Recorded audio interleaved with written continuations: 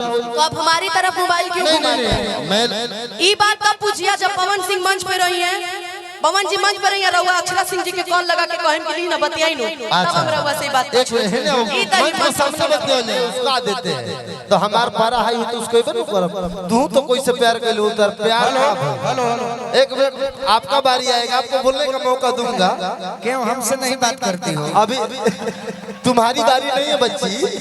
एक मिनट इब जाना तारे कि उनकरा से लगी है तो जीती है ना, ऐसे हमरा के पकड़ ले बाड़े कि हमरा से जीत जाइए। बाकी किया था और है में बहुत फर्क होता है मेरे भाई, इसलिए उनसे जवाब लीजिए, हमसे मत लीजिए। हमने आपको कुछ नहीं बोला है। हम किसी से डरते नहीं हैं, हम रेफरी हैं। सुनिए मेरे लिए बाइक मेरे लिए नहीं बात करिए, उनसे बात कीजिए। आप कह रहे कि दब रहे हैं, हम एंकर हैं। हम रेफरी का मतलब क्या होता है? बैकी है तो एक समान, गोलकी है तो उसी नजर से, फॉरवर्ड है तो उसी नजर से। आप कैरी कटार है तो कटाइए, गेंदा को निकाल के गोल मारिए। मैंने तो विसिल मार दिया क्या भैया? तो हाला कोटा अच्छा लगा तो बस एक मिनट, बस हाला ही करवा पाइएगा। अरे उनको जवाब दीजिए, उन्होंने कुछ आपको बोला है? क्या बोला है बताइए? आप पूछिए उनसे, उन्होंने आपको कुछ बोला है कि काहे तू अब गुस्सा होता रखा है? बोले नाम ले ला ना ना नाम ले ला पका तोहरो तू नाम ले ला पका गुस्सा हो जाए। एक बात जान लीजिए, मैं एक मिनट बोलूं भैया, रुकिए मुझे बोलने दीजिए, इधर आइए। अगर मैं गुस्सा होती ना भैया तो बहुत धरती पलट जाता। बोल दी मैं कभी गुस्सा नहीं होती। अगर आपका कोई है ना वो सामने आए, इज्जत से बात कीजिए, सलीके से बात कीजिए। आपका स्वागत है। लेने पर गुस्सा हो जाते हैं। मैं भी किसी का वीडियो कॉल पर अपने से बात करता हूँ तो आप भी गुस्से हो जाते हैं। कटने पे मैं डांटती नहीं, ये जनता सब जानती है, ये जनता सब जानती है। जनता क्या, वो तो गायक में था, यहाँ गायक। अब हम अच्छा हम किससे बतिया रहे हैं? आप गुस्सा आप हमसे क्यों बात कर रहे हैं? उन्होंने बोला आप उनसे बात कीजिए। हमने बोला मेरे पास बातें नहीं करती। यहाँ बच्ची गोलू बच्ची यहाँ आ जाओ। हम बैठले बतियाओ ना तारे दम बतियाओ। बोला तो जानते हैं कि मेरे से लड़ेंगे तो जीत जाएंगे। अरे नहीं, मैं जवाब दूंगी नहीं इनको। यहाँ सीट थोड़े रखा है। बताइए, एक तरफ गजब भी कहते हैं,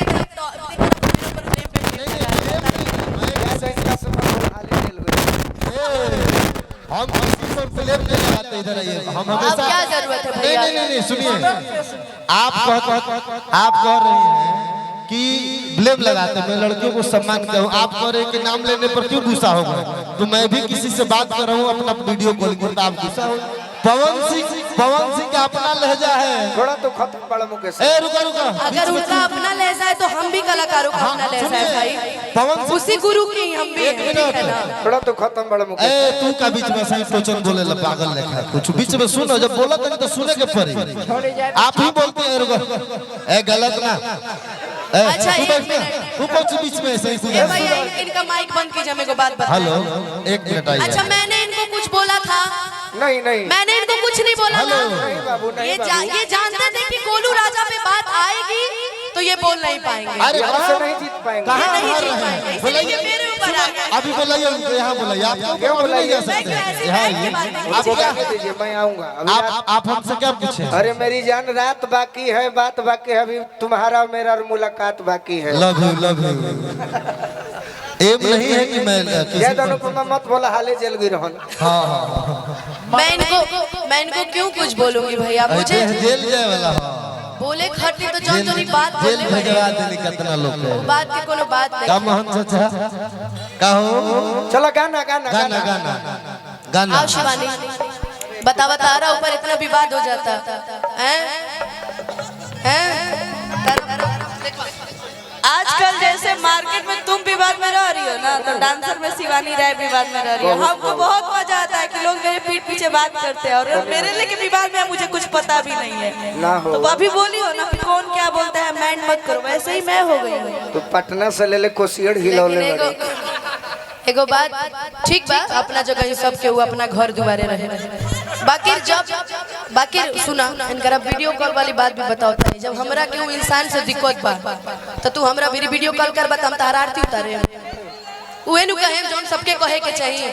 दिक्कत बात बा ना रहे तो ना रहे, बाकी बात खत्म। अब तारा बीरी क्यों सटी यार? अच्छा छोड़ो ये अनुपमा जी को बात पूछत नहीं। पवन सिंह जी के नाम ले लू, उनका जन्मदिन में घड़ी दे लू। 12 बजे के बाद कल गोलू राजा के जन्मदिन का का भैया के गिफ्ट में देबू। थोड़ा इंतजार का मजा लीजिए। 12 बजे के बाद अभी 12 बजना में 1 घंटा बाकी बा। जौन चीज के तू ना कइले हो बाबू आज हम क के देखाई। एक बार ताली बजे तने मैदान खातिर आज बर्थडे मनी हम भाई कहिला नु हम उस शब्द के निभाइला चाहे हमनी के कोनो रिश्ता होखे। आज तक लोग डांसर के जाए केहू के कुछ कह के निकल जाता लेकिन हम जब मिलल बानी हम बहिने कहले बानी कि सब हमार बहिन हिया ठीक ना। तो एकरा से हमरा कोनो दिक्कत नहीं थी। आ तहरा के जे ना बनावता ना ओकर गलती हम तो कहले रहनी कि जा माफ कइनी तू का याद रखबा आ पाला पड़ल रहे कोनो अहिरानी से। वाह तू 4 गो गाना गइबो हमनी के ना अपना के लोग का करी हमनी के बस खुद वास्ते खातिर टाइम नहीं के। अरे जाओ यार बहुत बड़े हुए हैं। तू तो महा कचरा। ऐसा नहीं बोलिए गोलू भैया। अगर लड़कियां किसी को बनाना जानती है तो बिगाड़ना भी जानती है ये भी बात है। हम इनका के नहीं कह जाए भैया हमें करे के का कहो फिर शुरू हो गया। लेकिन हम लोग गाना गा रहे थे तो गाना गाया जाए। खैर जाने दीजिए कोई बात नहीं। लेकिन मुकेश भैया आपको बिना पूछे किसी को वीडियो कॉल नहीं करना चाहिए। 1 मिनट वो इंसान फिर बात उसका हो तोड़ू आपको आप फिर हम 1 मिनट टाइम बर्बाद हो। 1 मिनट टाइम बर्बाद करे के जरूरत नहीं कि रहुआ अपन गलती एक्सेप्ट करी कि रहुआ वीडियो कॉल कइले रहे। अच्छा और कलाकार से वीडियो कॉल बंद दिइल बड़ो कि ना कबो काहे और कोनो गायक से पर रहुआ के हम वीडियो कॉल करके बात करवाएं। रहुआ देखा नहीं कि बतियाई ठीक बा एकदम। मुकेश राय जी आप शहर मारने के अलावा कुछ विशेष आगे बढ़िए मत। अच्छा गायक भी गाना गाए बात कौन बनाए। हम लोग तो गा ही रहे थे भाई। पूरा गाना यहाँ गलती किसकी है ये खुद उठ के बता रहे हैं। आप क्या कहेंगे ये खुद देते हैं उसका। सुनो शिवानी इन्होंने इतना बोलकर साबित कर दिया।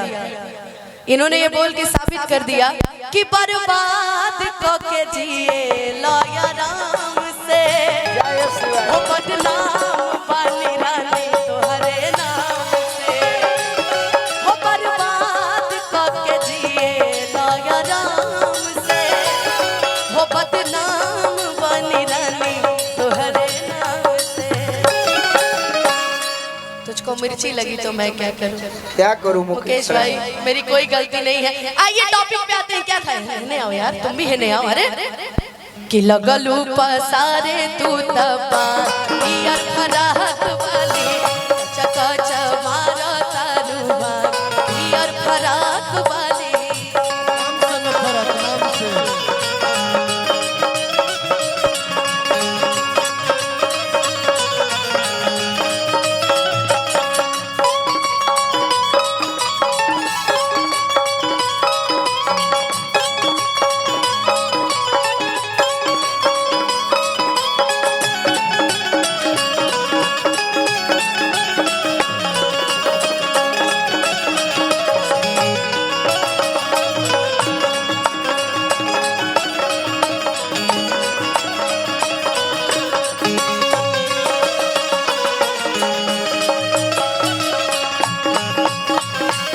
बैठो मुकेश।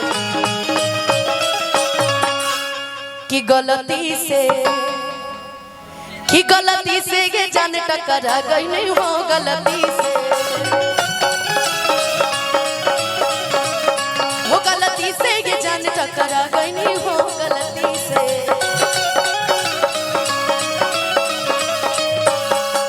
कि लड़की के देखी पगल आइल बड़का अल्लाह के की भांग के आइल बड़का। कि लड़की के देखी पगल आइल बड़का अल्लाह के की भांग के आइल बड़का। कि कहरत सारा बाड़ू आ कहत या बड़ा बाड़ू। कि कहरत सारा बाड़ू आ कहत या बड़ा बाड़ू। आ भड़केलू कैलो पा मजा यार फराक वाली चकाच मारा तारुबा यार फराक वाली।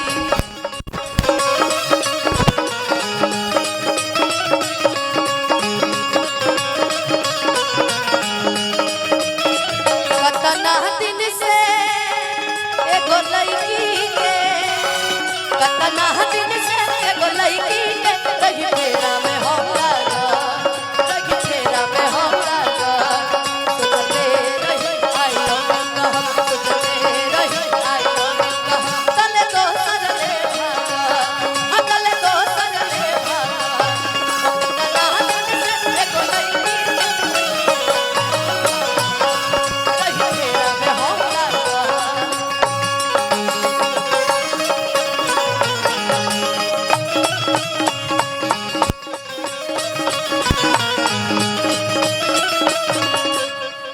लगने में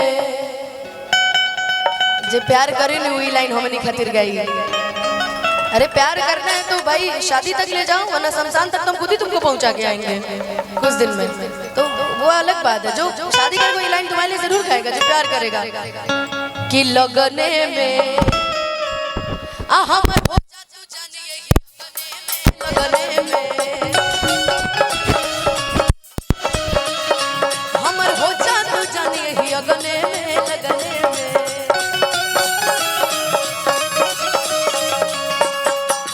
हमके पटावेला तू फूलवे से, महरब चला के रसगुल्लवे से।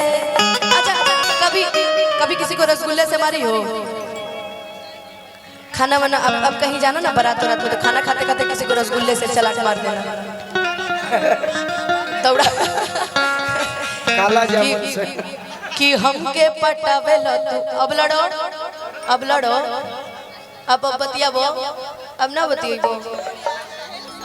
गाना गावा बतिया दोनों जने खड़ा करके सुनो बतियावे के सुनो बात जब लड़की के देखेला नु हां तो बुझाला कि हम बाहुबलिए हैं। ना सुनो फकीर हमनी के इतना रहेला कि भाई हमन के इज्जत ना जाओ, केहू के भी मान सम्मान ना। सुनो लड़की अपने के लड़की कह के आरक्षण लेके 50% हावी हो जाता है। तो काहे तो लड़ो का बोलड़ी कौन पॉइंट बोलो? काहे तुम एकरा पहले काहे बोले रहलो? तब तो इनको कॉल कि वीडियो कॉल पर आप बात कराते हैं, दिखाते हैं। नहीं ये वीडियो चलेगा और सुन लीजिएगा। क्या हुआ ब्लैकबेरी? हम तो कहते ना अब सुन लीजिएगा ना, हैं कि हमके पटावेला वीडियो तो कहते ना देखते हैं वायरल क्या हो गया?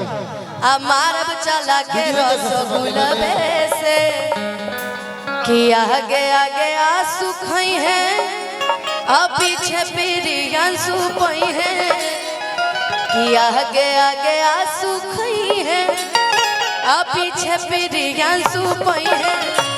अब पवन के मान दिहलूला पियर फराक वाली, चका चमारा कालुआ पियर फराक वाली, चका चमारा कालुआ पियर फराक वाली, चका चमारा कालुआ पियर फराक वाली, चका चमारा कालुआ पियर